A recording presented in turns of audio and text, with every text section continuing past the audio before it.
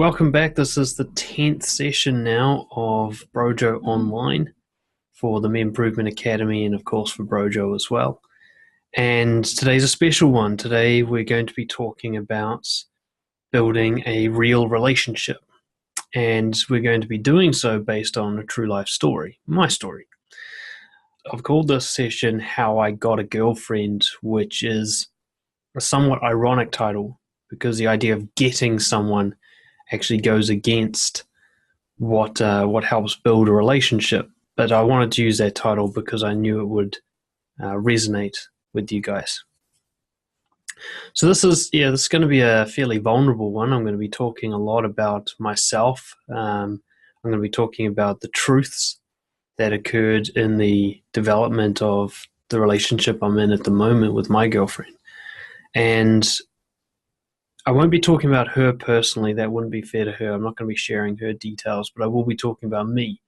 And I want to sort of set the scene now. This is not going to be some sort of perfect fairy tale where everything works out all the time exactly how you wish it would.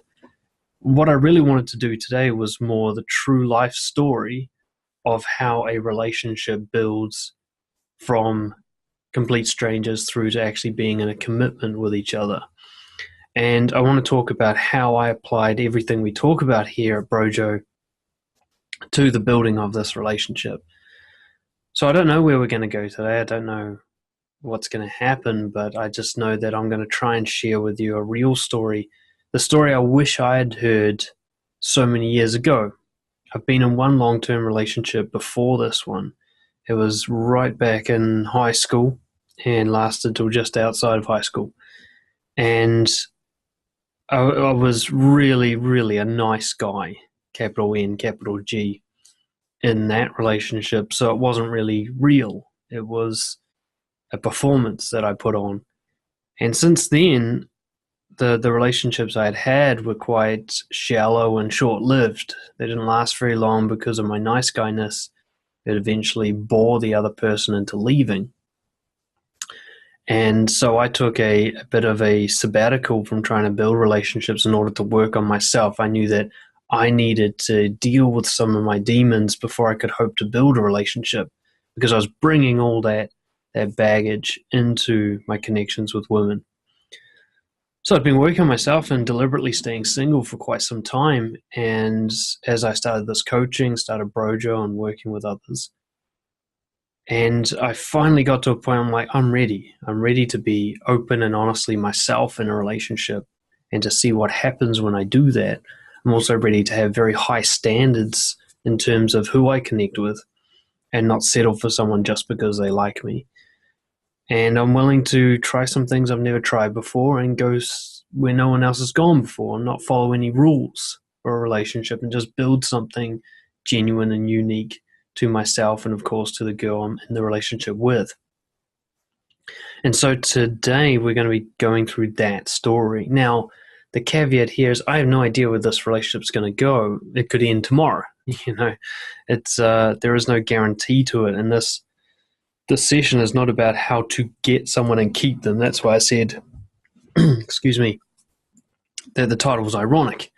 This is not about how to manipulate someone into loving you forever.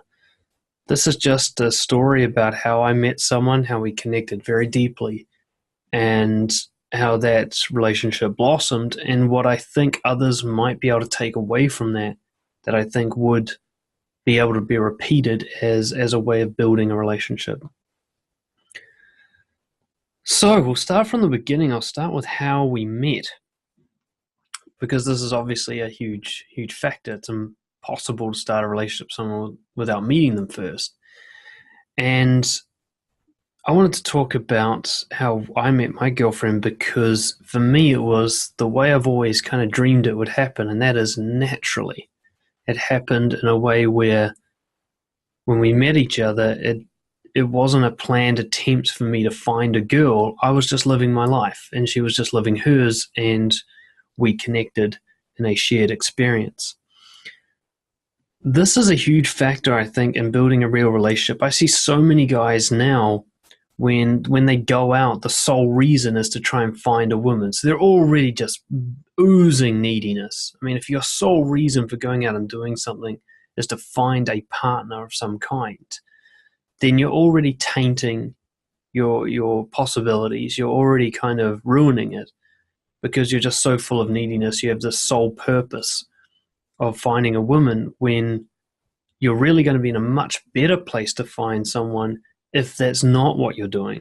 If it's when you're just going out and living your life and being social and enjoying, what life has to offer you and doing what's right for you. The people you meet in those situations are going to be highly likely to be a good fit for you, and therefore the likelihood of finding a relationship in a natural way is quite high. So in this case, I was at a dance event. I'm a zouk dancer. It's a Brazilian style, kind of like salsa. And I've been doing that for a number of years now. And one of the things I love about it is going to workshops. So every few months or so, somebody puts on a workshop here in New Zealand. Some famous people come over and teach us some shit. And it's a great way to just meet new people and learn how to dance and so on all at once. It's really intense, goes for days, and there's usually dozens of people there. Now, I was at this event, and the way dance workshops often go is you're kind of in a big circle around the instructor, and you're practicing the thing, and then you change partners, practice thing, change partners again. It's such an idea. It's kind of like speed dating almost for meeting people. It's really great. Now, at the time, I was practicing the 3X model, the thing that I've developed, and I was testing some various parts of it. And one of the things I was testing was as I went to each new person, each new girl to dance with, I challenged myself to just notice something about them and express that honestly, or notice how I felt when I was with them and express that honestly. Basically just practicing like open, honest expression based on a reaction, which is part of the model, and how I recommend people start conversations rather than pre-planning something. So I was going around and I was saying various things to people. I might say, oh, it's cold in this part of the room, because that's what I noticed. Or I might say, oh, I love the way you've put the highlights in your hair. I could see that from across the room. Whatever. I was just giving genuine recognition for the things that I noticed. Now, when I came to my girlfriend, as I started to dance with her, I realized that she was my favorite. She was my favorite to dance with. I liked dancing with her the most. Didn't know why, but I did. So the honest thing for me to say was, you're my favorite. This wasn't actually the first time I met her, but it's the first time I truly noticed her, I think. First time I really felt a connection with her. And that's how it all started for me, was me saying that, me expressing the very first thing that I really truly said to her from a real place was how I felt about her. It was a very simple thing, you're my favorite. But it was true and it was genuine, and I think she could feel that. And that's how it all begun. And throughout that workshop, we were kind of flirty and affectionate, but nothing really came of it. I didn't make any real moves. I felt restricted by the environment we're in. This was in a different city. I didn't live in this city. And I was kind of surrounded by a group of people that I'd gone down with. I just didn't see any great opportunity to invite her to spend more time, which could have just been fear. Who knows? Anyway, at the end, we had a bit of a hug and one of those almost kiss moments, but people were watching. You're kind of like, am I supposed to do something? That one of those moments. And I simply invited her to see me again. And this is fairly easy to do. When I talk to people about the idea of building a relationship, rather than kind of asking them out on a date and trying to actually make a relationship happen, you can simply invite them to see you one more time. It's a different concept, and it's an open-ended invitation. It's not this, you must see me to create something for the future. It's just, hey, if you want to see me one more time, I'm open for that. And, some context as to how that could happen. So in this case, I made a bit of a joke about if she was ever coming to stay in my city, I'd let her sleep in my car. Basically saying, look, if you're coming up to Auckland, come and stay with me. It was a fairly bold offer. It was, if it had been to another guy, it would have just been a friendly offer. But given the way we were feeling, there was a tension to this. It was kind of came with the undertones of sensuality or sexuality. And I just sort of said, basically, you can come and stay with me. And I thought nothing of it. I thought nothing was going to come of it. And one of the key themes throughout the building of our relationship has been that we lived in different cities to begin with. And this gave us a sense that there was never really more than one more time. We always thought eventually the city thing is going to be a deal breaker for us. We can't continue a relationship in different cities, and we're not going to do some long distance phone thing. So if we happen to be in each other's cities, we'll spend time together. That was a theme throughout our relationship. But I think what we are very lucky in is this actually allowed us to create a relationship with really no attachment to the future. We really did think, every time we were together, we really did think it was the last time we're going to be together. And there was a freedom in that. And there's something about that really helped us build this relationship. It's one of the key factors I want you guys to take away from this. Is when you're building a relationship with someone, if you can create a situation where it's totally free to end all the time, that there is no attachment to a future, that you're not trying to keep them, you're not trying to keep each other in any way, something happens in that situation that really opens you up and allows you guys to connect truthfully without neediness. So I can't remember how long, a few weeks, maybe a month passed, and a workshop was going to happen in Auckland, and she got in touch with me. We'd had some messages back and forth, maybe, I can't really remember. But I was dating other girls at this time. I was really not attached to any one girl. I wasn't trying to make a relationship happen. I was just trying to find a connection, which is different. I wasn't trying to make a connection. I was trying to find one. And this is another key factor in it, I believe, is if you're trying to make a connection, trying to create a long-term thing, you'll bias yourself. You won't be able to accurately assess how you feel about someone because you'll be attached to making something happen with them, which will make you attached to who you think they are in your head, this kind of ideal person that doesn't exist.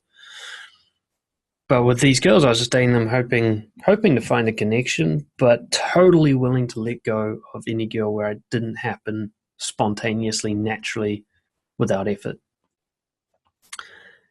And so long story short, she came up to Auckland. I invited her to stay with me again and kind of confirmed it. I went and picked her up from the airport, and as soon as I picked her up from the airport, I felt excited. I was more excited seeing her than I had been about anyone else in quite a while. I was nervous. I was feeling nervous picking her up from the airport. And there was something thrilling about that. I can't remember the last time a girl really made me feel nervous, because I'm doing all this work on myself and so on. And I can't remember exactly what we talked about, but on that car ride home, I thought, this is different to the other girls I'm dating. I don't feel this tension with the other girls. This is something special, and I was just telling myself, basically, I'm just going to breathe into it. I'm just going to let however this weekend goes go. I'm not going to be passive. I'm not saying that, but I'm willing to just see what happens on this weekend. I'm really not attached to any one thing happening. I just want to see, but I'm going to let this feeling of excitement and nervousness guide my decision making. And we hit it off straight away. That very first night, we went to places. I won't go into too many details, but it escalated quickly. And the theme again on that first night was, I was just telling her how I felt. I told her that I was nervous about her being here. I told her that I felt a lot of excitement, and there's something about her that stood out to me, that this was kind of a big deal for me. And she opened up in return. And I won't go into too much detail, but I found that she was reciprocating. She was opening herself up to match me in a way that the other girls I was dating weren't. And so this was huge for me. And I could see that this was different. That weekend went by in a flash, and again it ended with the theme, like, do we want to see each other again? Just one more time. We talked about, I can't remember the details, but we talked a bit about the restrictions, the logistics. The cities are far enough apart, you have to fly. We weren't driving distance from each other. But we sort of decided, yeah, we enjoyed this weekend together. We want it to happen again, at least one more. And we're both in a place where we weren't trying to make a relationship happen. She was actually due to go back home. She lives in Europe. She was due to go back home to live, The last thing she wanted was to get attached to some Kiwi guy. So she repeatedly tells me. So she was really unattached from outcomes as well. And we're both just in a really great place to be able to connect genuinely because neither of us was trying to make anything happen. The next time, I think, did I go to her? I can't remember, but there was this back and forth. And we'd go and spend time together. And so we didn't really date. And this is another key takeaway I want to give you guys is we weren't dating. We were spending really quality time together, having like adventures together for short but intense periods of time. So we'd have these weekends together with weeks in between of not seeing each other. We'd chat over Skype perhaps or Facebook messaging or that kind of thing, but the actual time we spent together was like entire days, 2 or 3 days at a time, and the nights, and then nothing. I don't know how that helped, but it did. I'm not sure exactly what effect that had, but it was different to dating where you see someone for a few hours and multiple times per week and this kind of intensity, and then it dies away. You might sleep with them or whatever, but then you just go off and do your day job, and you're kind of having these frequent but short periods of time together. We were having infrequent long periods of time together. We were going on trips together. We'd make something of it because we had only this window of opportunity. So we'd go traveling together. We'd go stay places and do stuff. And I showed her my city. She showed me hers. It became this, I remember one of the times I was just driving around Auckland and just showing her like where I grew up and where my favorite places were. And she got this like intense tour of Dan, my history, who I am, what I'm into. She got this whole intense thing. It's so much more than a date where you're sitting there talking about what you do for a job, It was so much more intense than that. And that's one thing I'll take away forever, even if this relationship doesn't last, if I have to start another one in the future. That short bursts of intense, focused attention on each other, where you're really together and getting to know each other deeply, and then spending time apart to digest that, and to allow yourself to kind of let go of outcomes again and just really feel, do I want to see this person again? Allow that decision to be a really authentic one. If you're kind of dating 2 or 3 times a week, there might not be enough time to really sit back and go, is this person right for me? Am I excited about seeing them again? Am I looking forward to them without neediness? We were given that, we were forced into a position because of our logistical barriers. We were forced into that pattern, and that really helped us to build something. There were a couple of times where events took place, interactions happened that really took things to the next level. And these are the things I wanted to make sure that we got on the recording today. They're the things that I think that you can replicate quite genuinely and spontaneously and help you to build a relationship. And one of those is something I talk about often. It's called the question game. It's one of the few things that I took away from the whole pickup thing that I believe is healthy and that I believe actually contributes to building a genuine, truthful relationship, but in a structured way for people, like yourselves, like anyone who might struggle to know how to build that connection, genuinely. So the question game is really simple. I mean, you just take turns asking each other questions with the complete open disclosure that we're going to get to know each other and we're going to share some deep personal shit. and we have to be honest with our answers. You have to answer as honestly and vulnerably as possible, and you have to play the game with the willingness to lose the other person forever based on the answers. You're going to reveal the stuff that's kind of make or break, possibly. And we were on a trip. We'd gone to Rotorua in New Zealand. It's got like thermal hot pools and stuff like that. It's quite an interesting place. And we're staying in the shitty little backpackers together. We had this little room, and I started the game. I said, "Look, let's bump it up a level. Let's play this game, and you get to ask me anything. I get to ask you anything. We take turns, and you have to be totally honest, and we'll just kind of let out some secrets and see how we feel about each other after it." It's quite a fun game to play. It's usually pretty playful, even though some pretty serious shit will get covered once you get into it. So we played that game. We were playing for hours. It actually kind of carried on for a couple of days after that. There would be bits, if we were driving along, be like, "Hey, you ask a question now." That's how the game often, it really helps to build communication skills as well. If you find you had a dead patch in communication and you've become needy and you're not okay with silence, but you can't think of anything to say, once you've started the question game, you simply go, "Well, it's your turn again," or "Here's a question," and you kind of can bridge that gap during those awkward first few months. So we played this game, and it really took things to a new level for us, because we went into this vulnerable place where I was asking questions and answering questions, and I knew that if our answers weren't aligned, if we didn't see eye to eye on this stuff, it would actually be the end of us. We were talking now about core values. We're talking about our childhoods. We're talking about, stuff that was really important and meaningful to us. The kind of stuff that if it wasn't accepted or aligned with by the other person, we were doomed. And this is another key takeaway that I want for you guys when it comes to building a relationship, is that you need to keep stepping into that place where you're willing to lose them. As I was saying, one of the key points here in allowing the relationship to grow is you have to keep stepping into that space where you're willing for it to end.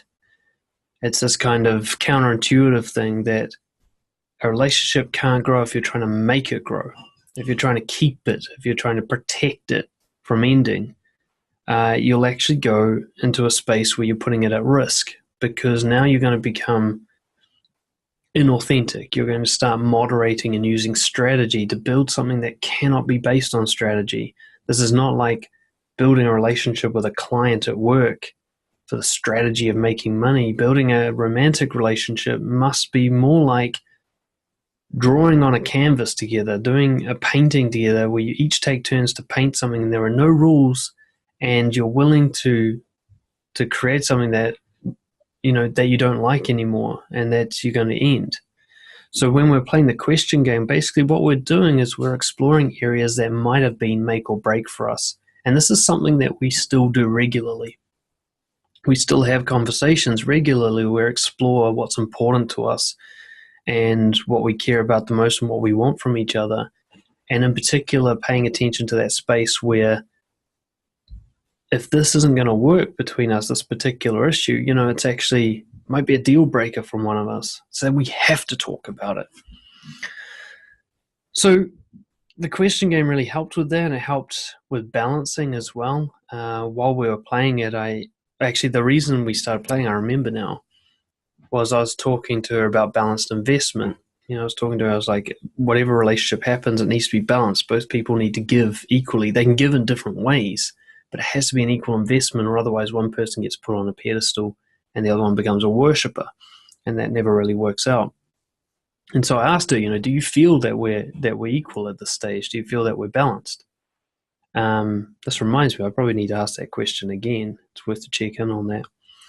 And she said no.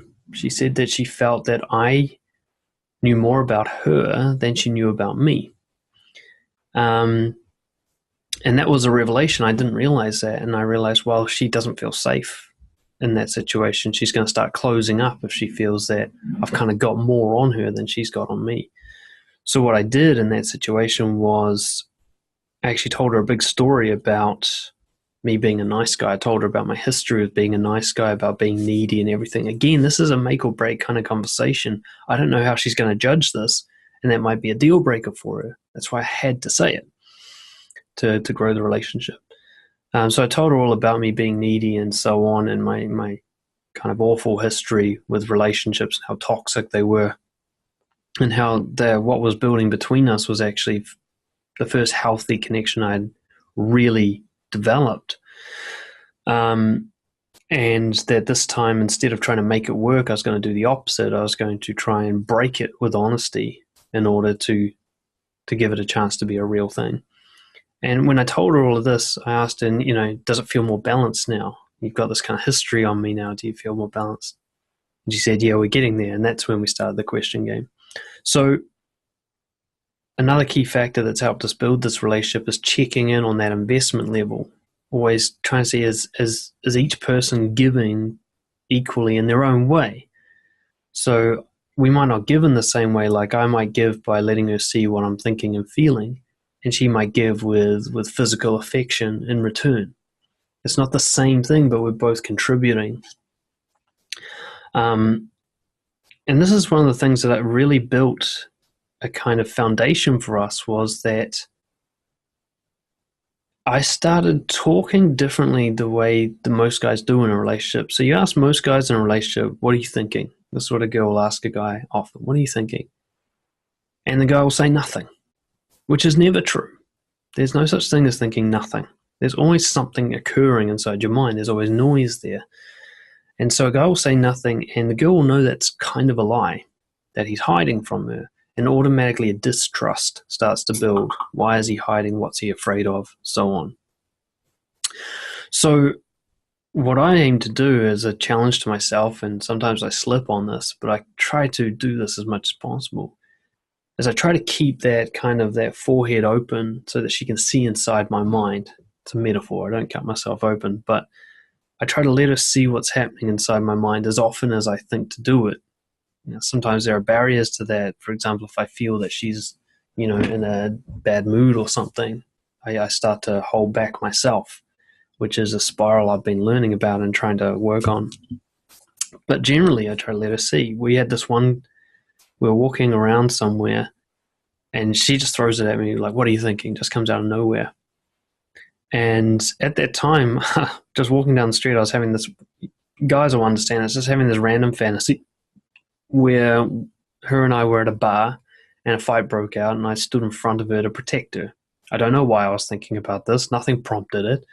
There was no point or reason to thinking this. It was just a random story playing inside my head while we walked around. So I thought, well, she's asked me. That's what I got to tell her. It's a weird thing to say. She's probably going to think I'm mental and want to break up with me, but I've got to tell her anyway. So I had that story of doubt going in my head, but I shared it anyway. And her reaction was, really interesting, but basically it told me that that's what she wants. She wants that kind of connection. She wants to see, that if she asks me what's going on inside my mind, I'm going to show her, and she's going to actually be allowed that privileged kind of information. So that's been a huge theme throughout the relationship as well, is that I've tried my best not to hold back with revealing what I'm thinking and what I'm feeling, and trying to do it as accurately as possible. And doing it, the hardest thing is doing it when you really think it's the wrong time, that you really think that it's going to be reacted to badly. It becomes really difficult to be open and honest, but those are the times when it's most important. And if you really want to build a genuine connection with someone where you feel completely free to be yourself the entire time, and you really get into that space where you're willing to lose them, a key practical tip I would say is constantly, at least once a day, ask yourself, what don't I want them to know about me? And then share that as boldly as you possibly can. Because that means at least once a day you're willing to lose them. And I seriously believe deep down that this has been the basis of building this relationship for me, has been willing to lose her always. Because I've also noticed, and this is where I'll talk about one of my first slips, that when I'm not willing to lose her, we go backwards. We have problems, we disconnect, and a neediness comes in, and I start to lose myself. And I lose track of who I am and what I'm doing in this relationship. And I've learned some really powerful lessons through the relationship so far. When I'm willing to lose her, there's a freedom and a light that we connect really well on. And as soon as I try to keep her, even when I don't know I'm doing it, we start having huge connection problems. So I'll tell you about when I first noticed this. So we had this thing where she was going back to where she lives in Europe. And we just had 2 weeks together, or almost 2 weeks together in Thailand, a kind of ideal romantic holiday together. And we didn't know what was going to happen next because she had no plans to come back to New Zealand and I wasn't going anywhere. And so there was a good chance that this was our last time together. We didn't know what she was going to do, and it was really all on her. I had, Brojo, I'm building this thing here in New Zealand. I wasn't going anywhere for a while. And she had to decide whether to go through the kind of heartache of coming back to New Zealand, separating from her family again and kind of giving up on her dreams or plans for going back home that she had originally had before she met me. So she met me at a time where she really didn't want to be meeting someone because she was about to leave a country. And I kind of came in and fucked with that, basically. So we're at this point where now, after that trip, we were in a long-distance, uncertain relationship. It's one of the most confusing and emotionally draining things I've ever experienced, and her too.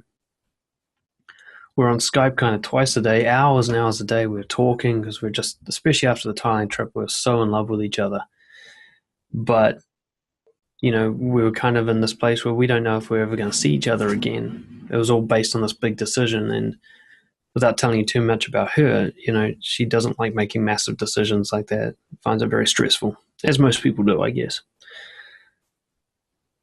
And so every time I see her, we were really back to that place where, do we want to see each other one more time? This time it was by Skype with this kind of long distance thing in mind. And it was kind of free again. It was painful, but it was free. We didn't know if it was going to go anywhere. A few months into this, she made the decision to come back, and something changed in me. This is one of the first times I really lost myself. It was a big learning for me in this relationship. Was there was a sense of relief when she decided that she was going to come back. And I mistook that as a really healthy feeling. It was actually a warning sign. This relief was me letting myself become attached to a future with her. I started imagining us, married with kids and all the kind of shit that you think about. And I could feel it crawling into me and affecting my behavior. And I would never be able to pinpoint exactly what it did to me, but I started to behave in a way that was designed to keep our future relationship protected rather than to just be with her in the present moment. And I now absolutely believe that there is almost nothing to be gained in trying to create that future and become attached to it, when actually you can achieve that same purpose just by being present with her and letting go of that future. If you're just spending quality time together, the future will naturally form. You can make short-term plans, of course, but you'll be making them without attaching to them. And I feel that I'm slowly getting back to that place now, but I really got into a place where I didn't know if the decisions I was making were because of my genuine desires, my values, or because I wanted the relationship to keep working. And that was a dark place, and I'm actually only just coming out of that place now. I'm just coming to some realizations about some decisions I made and some actions I've taken where I lost track of who I was, lost track of what I wanted. So that was another key point I wanted to raise here, is that I see this all the time when I'm working with clients and, lonely guys who haven't been able to connect well with people, and that starts working. They actually start connecting through letting go and being honest and vulnerable and, paying attention. And what's interesting is as soon as it starts to work, the neediness comes back because now you feel like you've got something to lose. And so that key factor keeps coming back. If you want the relationship to work, you have to keep checking back in and getting back to a place where you're willing to lose it. This doesn't mean that you no longer feel motivated to spend time with them. It just means that if you don't genuinely want to spend time with them, you'll become aware of that. And if you do, then it will be obvious and you'll be like, yeah, okay, I'm willing to let go of this relationship, but I still want to see them. I still want to see them one more time, so I will. So this is where I think the latest part of this for me, the bit I'm really working on, is how do I develop something with longevity without being attached to longevity? It's such a challenging, almost paradox. For example, like planning things for the future together, planning trips, planning your life together, where you're going to live, what you're going to do together, without actually being emotionally attached to making any of that happen. Understanding that should only happen, those plans should only go through with if you still feel that deep love for each other by the time those plans are due to be enacted. And I think the only way to do this is to simultaneously plan, like you want to see them again, or you want to plan a trip together in the future. You don't know if you're going to still like each other the same at that point, but you've got to make some plans because you want to get the discounts or the deals or whatever, that kind of thing. But also being willing to completely sabotage those plans by coming to a realization of truth about each other. So to have a plan and then be willing for a difficult conversation to come up on the day that plan's supposed to go through and have that conversation destroy the plan. If you're not willing to do that, then you're going to lose sight of honesty. And once you lose sight of honesty, the connection starts to get weakened. And I've experienced that within this relationship. When I start going, you know what, there's no point in saying that because we've got to go to this dinner tonight or whatever. I'll just wait till tomorrow. As soon as I make that decision to delay the truth in order to protect the relationship and that kind of short-term focus level, a disconnect happens. Now, what I love about my woman is she's very feminine. It brings out the masculine in me, so I'm very driven and assertive. And she's wild. She's wildly feminine, real David Dieter way of the superior man type stuff, and she will test me if I stray off course, if I start going into this needy place, this attached place. She will test me, and I'm glad that she does. I'm really glad that she does. So when that happens, it's really important for me to step back and realize, hey, if she's angry at me, if she's disconnected and blocked and she's not talking to me, this is actually feedback for me. Am I on track with my values here? Or have I lost her because she's felt me step away from that masculinity and go to that needy, passive place where I'm trying to protect the relationship rather than trying to live by my values? And I found those tests really difficult, because it's been such a long time for me to actually have been tested in this way. And for so long I was looking like, there's something I need to fix here. But it's not something I need to fix, it's feedback. The reason that there's been changes is because I was not living by my values, and she could feel that the guy that she loves was drifting away in his attempt to protect the relationship. So my recommendation for this, and something I'm going to try my best to live by, is just to keep regularly be willing to lose the person in order to live the way you want to live, to do the things you want to do. Now, I don't mean discard them and ignore them and abandon or neglect them. What I mean is if they're in a down mood and you got something you want to tell them off about and you think, oh, now's not the time. Now is the time. It's always the time to be open and honest. It's always the time. And if it's really, there's some social intuition here. If they're at a funeral, you're not going to be like, oh, I can't believe you left the milk out again. I'm not talking about being absolutely clueless here, but one thing that we did, we went for a little walk to a park. We just sat down and had a conversation. I just said, all the things that are bothering you about me, let's hear it. Let's get it all out. There's actually some advice I got from my parents. They're still happily married. They've stayed together the entire time, and they've always had a great marriage. I mean, their relationship has been such a benchmark for me. It's been something I've always wanted to achieve, the connection that they have with each other. And I was talking to them about this the other day, and they told me something I didn't know about.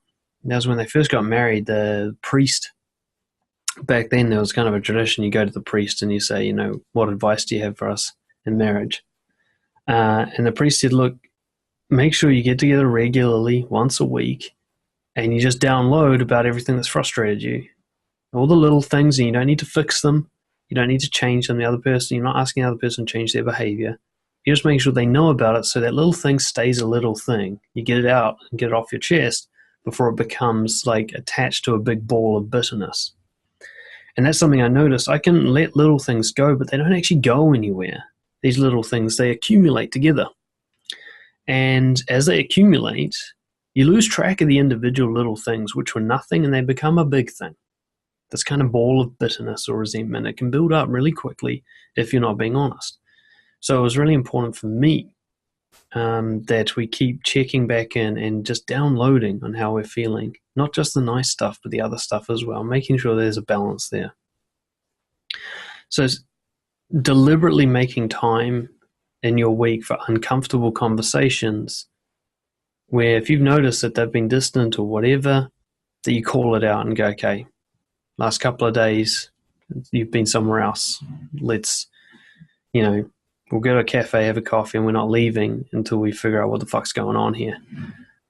Before it becomes a thing that eventually is irreparable because you've lost track of what the problem was in the first place. This is what I see with so many people I coach in their relationships is they're trying to get back on track. They've lost each other and they're trying to find each other again because they've left it so long.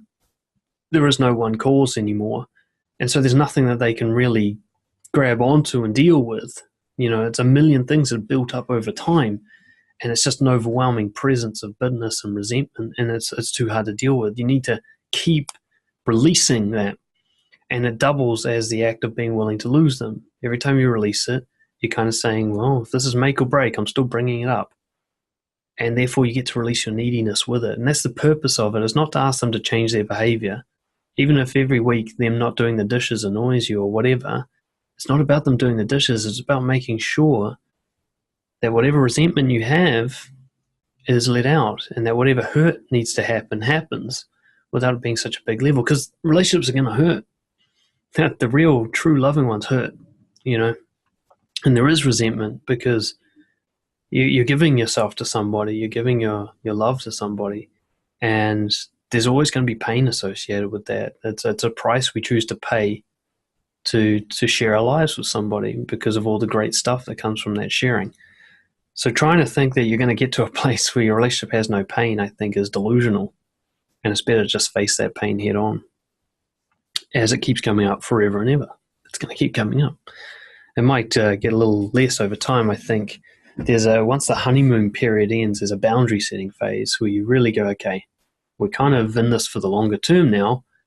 Let's make sure that we actually really do accept each other fully by testing those boundaries. What else have I learned from this? The long distance experience, I want to come back to that. This was one where I had to battle my own neediness because I really wanted her to come back. But at the same time, I knew from a deep level that the only reason she could come back is because she wanted to, not because I convinced her to. And if I convinced her to come back, then the relationship would be sort of founded on this manipulation, and the whole thing would be, it might have a chance, but it would be really highly likely of becoming sort of toxic and resentful and unbalanced. Yet I really felt a strong compulsion to convince her to come here because I thought it was best for both of us. I genuinely believed that. And there were people on her side that were trying to convince her to stay over there. So I felt like I was competing with people. So constant pressure to try and convince her of the pluses of coming here to at least counterbalance the people saying that not coming back was the best choice. But I knew that a guy who was willing to lose her wouldn't go through with that. He wouldn't try to convince her. But at the same time, I wanted to be honest, so I was stuck. How do I be honest without trying to convince her when trying to convince her is what I honestly feel like doing? So this is where I developed something I call revealing the strategy. And it's where if you suspect that manipulation is going to come into your conversation, that you suspect that you can't trust yourself to be completely open and authentic with somebody, but you want to be, you don't want to manipulate them, but you want to be honest, is you can tell them that manipulation might happen and that you're not trying to, but it could come through. And this first time I tried that, and I found it was really effective for keeping that connection without manipulation. That is, look, I told her, there's some stuff I want to say. There's a way I feel about you coming over here. I want you to know that, so it's part of your decision making. I want you to have that information. But I also know that I so badly want you to come over here that the way I say it might be designed to try and convince you to come over here. So I'm going to try not to do that. I'm going to try not to manipulate you. I want this to be your choice. I just kept saying this, I want this to be your choice. I want the only reason you come here is because it's the right thing for you. No, don't do it for me, but do it for you. Don't do it for us even, do it for you. At the same time, I've got to be honest with you, and I don't know whether I'm going to be truly honest or manipulative. So here's how I feel, blah, blah, blah. Yeah, so I would share that and then just say, just bear in mind, I'm not trying to convince you to stay. And if it sounds like I'm trying to convince you to stay, kind of ignore that part and just know that's how I feel about you. And make your decision based on what's best for you. Keep thinking about what's best for you.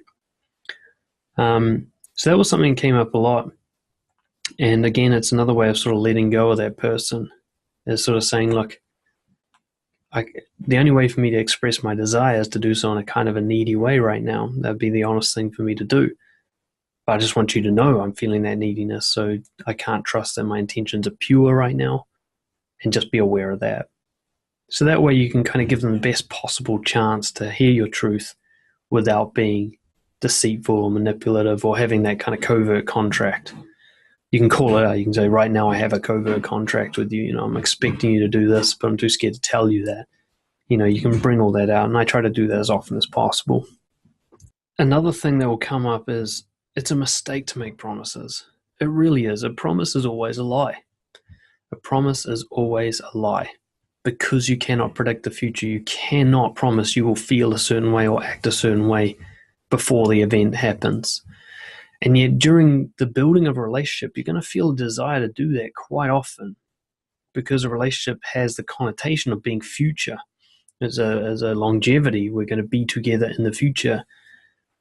And you want them to believe that. Your neediness wants them to believe that. So you start to promise that things will happen. You start to promise that you'll be a certain way.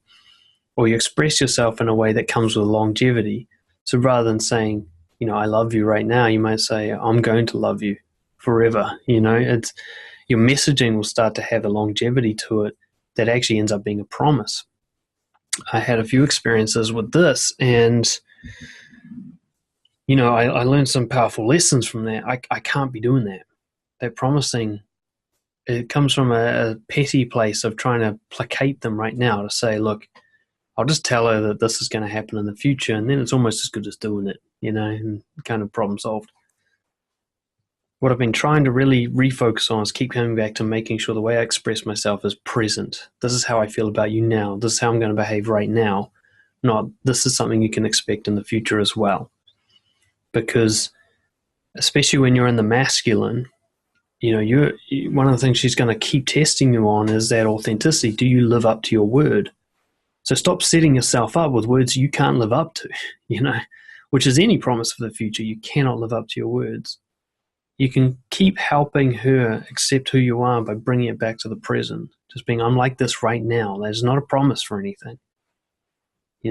I can say that right now I feel this way about you. Right now I want to do this. That doesn't mean I'm going to want to do it again. It doesn't mean I'll feel this way about you in the future.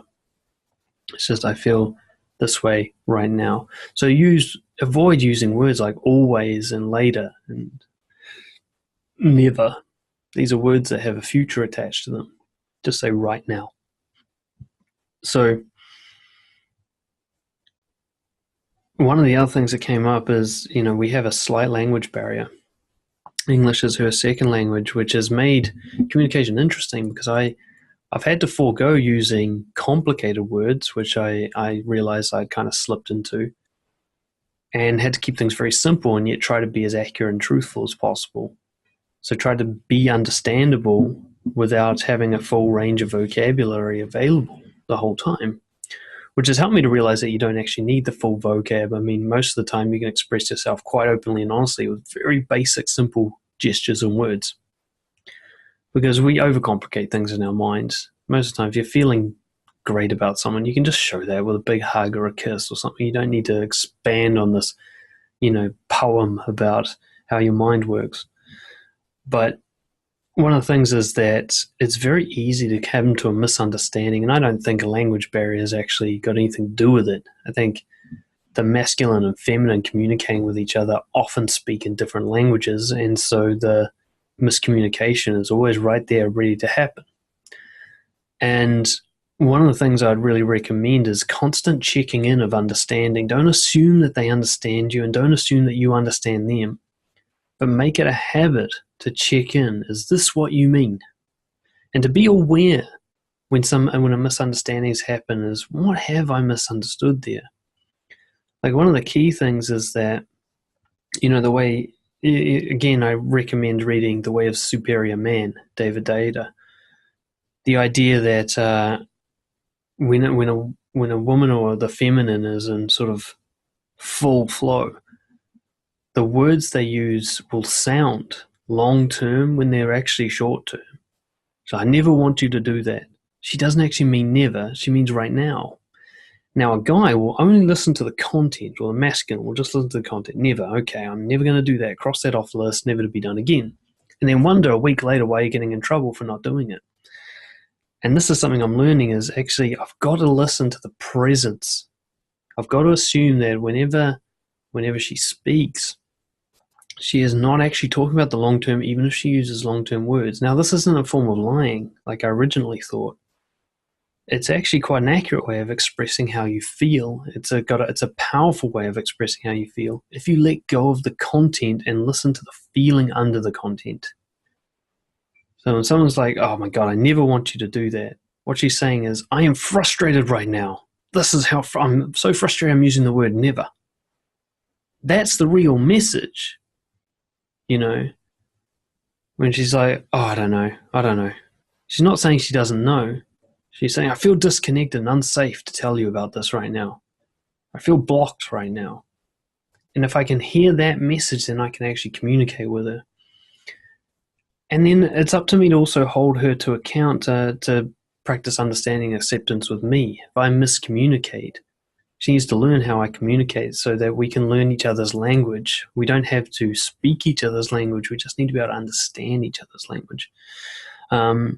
And understand that actually having that tension and that miscommunication every now and then is probably healthy for the relationship. We don't have to be fully rapport the whole time, and actually having the rapport break naturally is opportunities to grow. What we do next is what's most important. We can either allow that miscommunication to become a big bitter ball of resentment, or we can talk about it, or we can work through it in some other way, even physically, and get to another level of connection through that, which is what's happened so often. Girlfriend and I will have a conflict of some kind, and it's through the resolution of that conflict that we've become closer together. Without that conflict, we wouldn't have had that opportunity. So again, letting go of trying to make the relationship work means actually allowing things to go wrong, essentially, every now and then, as long as you're willing to face them and deal with them courageously as soon as possible. So make a mess and then clean it up, rather than trying to prevent a mess from happening. And the last point I wanted to make here, from what I've learned so far, is about taking responsibility for your emotions. You're going to, so often when you're deeply connected to someone, you're going to really want to blame them for the way you feel, because you're going to see such a clear connection between what they did and your change of mood. You're in a great mood, they come home and they're grumpy, and then you're grumpy. It seems obvious that it's their fault that you're grumpy, right? That's what your brain tells you. I was having a great mood and then she ruined it, But that's never true. You're allowing them to affect you. You've decided to open up that connection, in which case you are vulnerable to being affected by them. That's just the way the human psyche works. The closer you are to someone, the more that they can influence you. You've allowed that to take place, and you need to take responsibility for that. If you're going to be in a relationship, that means you're going to be affected by the other person. To be unaffected in a relationship is hostile and cold. It's psychopathic. It's not really a relationship. It's not a connection. If the other person doesn't affect you, you are not connected to them. It's as simple as that. So you've decided to allow them to affect you through taking that risk. That's the payment, isn't it, for a connection, is that they are going to have strong influence on you. And that's actually part of it, because that goes all the ways. Yes, you might get grumpy when they're grumpy, and it might be hard for you to kind of break out of that again, to rescue both of you. But also when they're excited, you're going to get excited, and when they're content, you're going to feel content as well. There's going to be a payoff. It's not going to all be pleasurable sensations. It's going to be a rich texture. You're going to get a whole range. And that's one of the things that I love about being in a relationship with such a feminine woman, is I'm getting to explore a much larger range of emotional experience than I do by myself. I'm very kind of plain emotionally when I'm alone. I don't get a range of things because, I'm very guy-like. I kind of keep everything on a calm, even keel, which is fine, but it lacks thrill. It really does. You need big kicks as a guy. That's why so many guys get into like extreme sports and, go to rock concerts and stuff like that, is because we need a big stimulation to feel something, because we're so suppressed a lot of the time. Being with an emotionally dramatic woman, I don't mean unstable, but I mean really femininely powerful, gives us more of an experience. We get a day that has a higher range, and we can give back by also helping her have more stability. So as she comes in with her waves of emotion, you can be moved by them, but not blown away by them. And then you can push back. You can have that kind of like, all right, I've had enough of being grumpy now. Let's go for a walk. Come on, you. Off we go. We're going for a walk. Look at the sunshine. Isn't it nice?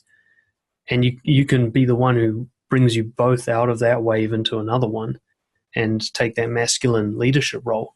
And she'll be grateful for that, because she doesn't want to be drowning in her emotions. It's part of her feminine, and she wants you to both have that role. She'll give you more and you can help her reduce, I guess, is one way to look at it. And you both sort of benefit from that. I'm kind of making this up as I go along, because a lot of this is a new experience for me. But I'm just, overall, with this whole rant, this whole video, I wanted to give you guys a rundown of my experience so far with this relationship, so that you might be able to apply it and go out and test some of these ideas for yourself. Because I know one thing for sure is a lot of things I'm doing now are different to what I used to do, and those other things didn't work. When I used to try and make the relationship work, that didn't work. When I used to try and keep everything calm and rational, that didn't work. When I tried to plan and structure everything and sort of fix every problem, that didn't work. What I'm doing much more now is just allowing us both to paint this picture of a relationship, let go of what the final picture is going to look like, and just take on our roles as masculine and feminine and spend that time together and just see what happens. So I'll kind of summarize it. I guess the key takeaways from this is, when you first meet someone, make it doing something you're already doing. Don't fuck online dating and even all that like approaching and stuff where your sole purpose is to meet someone to create a relationship. Fuck that. Go out and live your life. Do everything you love doing as socially as possible. So if you love working out, join the fitness boot camp. If you love painting, join an art class. Make your loving activities as social as possible, and then connect with people naturally and spontaneously while you're there. Just tell them what you're thinking of them while you're there. Through that, you can meet someone in a real way without that built-in neediness of trying to create something.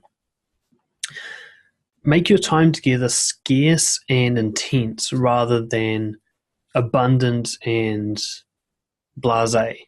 So if you're going to date, make it something special, like spend a whole weekend together, go on a trip together, do something you want to do and invite them along to it, bring them into your world, rather than just sort of plodding along and following the rules of dating, the dinner and the movies and the do what everybody else does type bullshit.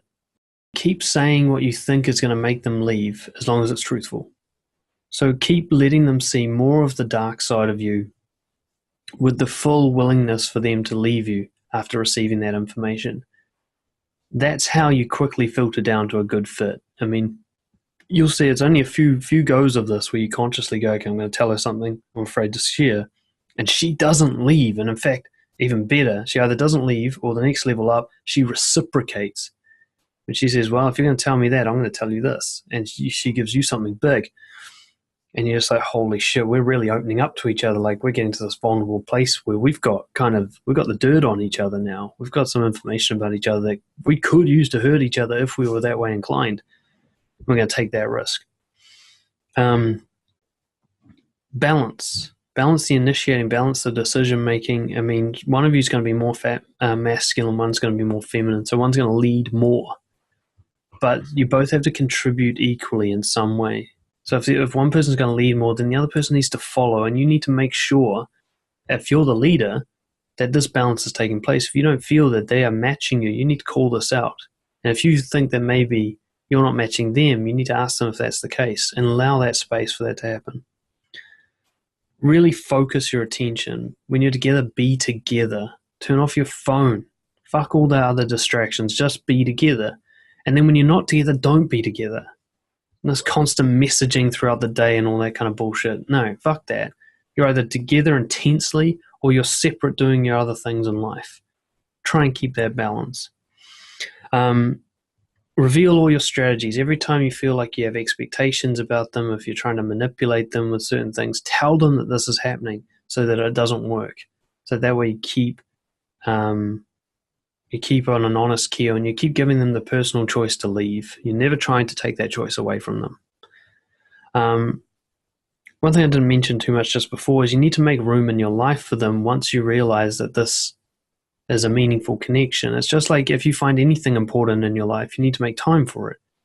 There's so many people out there like, oh, I can't find a relationship, and yet they have no time in their calendar available for one. So what do they think is going to happen? Where are they thinking this thing's going to fit in? But the risk of this is that you make that time and you become attached to actually getting something, getting a relationship. So I'd say rather fit your calendar to connection. No one person. You want a relationship, but no one person has to be that relationship. So you can have that abundance while still wanting something. So you're like, yes, I really want to be in a relationship. You admit that to yourself. But you can say, like, this one person I'm dating doesn't have to be the one who's it. So you make the space in your life for a relationship, but not for a single person. That's how you remove that neediness, I believe. Have regular uncomfortable conversations. All those things you don't want to say, all those things you don't want to hear, force those things to come up as often as possible. Sometimes you'll feel like, oh, it's too much. I don't want to have another one of these talks. But that's usually your fear talking. It's your fear saying, shit, I don't want this thing to be revealed because it might affect the safety of the relationship. Every time you think something will affect the safety of a relationship and it's true, then you need to be talking about it. You need to be bringing it up. That's my theory anyway. This is all for you guys to test. I'm not the expert here. Avoid making promises. Instead of making promises, express how you are in the present moment. Don't promise how you will be in the future because you're just setting yourself up to fail. You're setting yourself up for a checklist that you need to fill in. Another point is note that there'll be a honeymoon period where you guys don't think that you have a longevity together, so you'll be a lot more tolerant of each other. And then that will end and it's time for boundary setting. So then you'll realize, actually, we're going to spend some dedicated time. Maybe it's that commitment time where you're like, hey, we're now boyfriend and girlfriend, for example, and we're not going to sleep with other people. Those kind of boundaries that you set. And then from there on out, you have to actually set boundaries. Okay, this is a make or break for me. This I'll tolerate, but I don't like it, and so on. And keep bringing those up as they come up. Stop avoiding confrontation. Go into it because the confrontation actually helps you build a healthy relationship. Take responsibility for your emotions. These people are going to affect you in relationships. That doesn't mean it's their fault that you feel a certain way, right? You've chosen to allow them to affect you. That's your job to deal with it, not theirs. So if they're having a bad day and that puts you in a bad mood, it's not their fault. You've chosen to be in this relationship. This is the price you pay. And it's your job to do something about it. And the last point, I've said this a million times, I'll say it one last time. Always make the decisions as if you're willing to lose them forever. Bring that kind of truth to the relationship, and you've got the best possible chance of a free relationship. One where you're not moderating who you are to make the relationship work. One where the relationship works despite you being yourself. That's the only hope I can see of having a real, genuine commitment that lasts into the future, is to let go of trying to make it last into the future. So those are my experiences on my first, what I consider healthy relationship since I started all my self-development and everything like that. First long-term one. It has had its ups and downs, and I am learning so much through it. And I wanted to share it with you guys because this is the kind of thing I wish someone had shared with me a long time ago. It would have changed a lot of the ways that I interacted in relationships. So I hope it was helpful for you. I will see you guys for the next session of Brojo Online, and wish you guys all a great week. Cheers.